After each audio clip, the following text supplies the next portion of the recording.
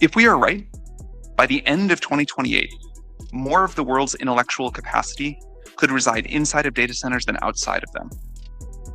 In the next 5 years, AI may do the work of top executives. It may write the code, analyze the data, make decisions. And if that happens, what happens to your job, your savings, and your investment? Sam Altman says AI could soon outperform CEOs. And Elon Musk says that eventually there'll be more robots than people. And Jensen Huang says AI factories will generate trillions per year. That sounds exciting. But this isn't just a technology shift. This is a capital shift. And when capital shifts, income shifts, power shifts, markets reset. Welcome to the AI reset. And welcome back to Follow the Money. Because today we're stepping back from the headlines and we're looking at the structural shift underneath them. Because artificial intelligence isn't just changing software, it's changing how income is generated, how wealth is built, how capital is allocated. So we're going to break this into 3 parts: your income, your retirement savings, your investment strategy.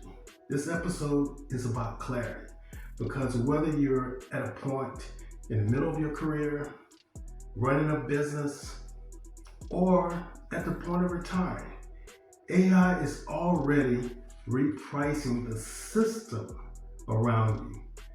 So let's start where it will hit you first: your ability to earn. And that begins with how intelligence itself is changing. Sam Altman recently stated advanced AI systems may soon outperform top executives in certain decision-making tasks. He also stated that by 2028, there will be more intellectual capacity inside of data centers than outside of them.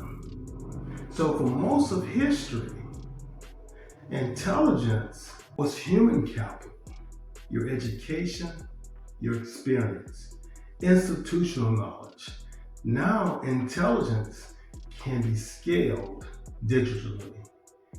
That doesn't mean everyone loses their job, but it means something more subtle. It means knowledge work has become compressible. Coding, research, financial modeling, data analysis. AI doesn't have to replace you completely to affect your income. It only has to reduce the premium on your expertise. That is the reset. But compression doesn't stop at software. It moves into the physical world. And so I said AI itself, where Elon Musk My prediction is that there'll be more robots than people. is forecasting that in the future, there will be more humanoid robots than people. The timeline isn't the point. The direction is. AI plus the robotics increases output per unit of labor. The economic output becomes the productivity per machine multiplied times the number of machines. So when your productivity scales faster than your labor demand, capital captures more of the upside. That affects wage growth, it affects leverage, and it affects your long-term income power or income potential. So now let's talk about your savings, because Microsoft has reported to have spent $37.5 billion in CapEx in a single quarter. That's 3 months in AI infrastructure. Meta spent $22 billion in the same period.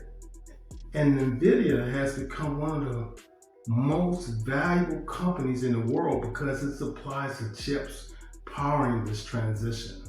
If you own index funds, you own these companies. If you have a 401k, an RA, or pension, you're participating in the AI build-out, whether you like it or realize it or not. That means your savings are tied to AI adoption, AI profitability, energy scalability, semiconductor supply. The upside is enormous, but so is the concentrated risk. The S&P 500 looks diversified. You have 500 companies, but nearly a third of that index is concentrated into 7 stocks, the Mag 7 or the Magnificent 7. Your Apple, Microsoft, Nvidia, Amazon, Google, Meta, and Tesla. That means almost a third of what many Americans call diversification is tied to just 7 AI-driven mega caps. So when someone says, hey, I'm diversified, I own an index fund, what they may really own is concentration exposure to a narrow leadership group. And that concentration risk, if leadership narrows, if margins compress, if expectations reset, your portfolio resets with it. And that's not an opinion, that's math. The question isn't whether AI is transformative. The question is, are valuations pricing in perfection? Or markets assuming AI adoption accelerates smoothly, margins stay elevated, competition doesn't compress profit, regulations stay slightly moderate. Because when expectations reset, prices reset. And now, repricing cycles begin. Your savings lives in that volatility. But volatility follows capital. And capital is moving towards infrastructure. AI does not run on excitement. It runs on electricity. And at the WEF, or rather the World Economic Forum, Elon Musk said, the limiting factor for AI deployment is electrical power. And Goldman Sachs projects data center power demands could surge 165% by 2030. That's a structural demand. And when infrastructure spending accelerates, capital flows follow. Semiconductors, energy generation, grid upgrades, automation. This is a repricing cycle.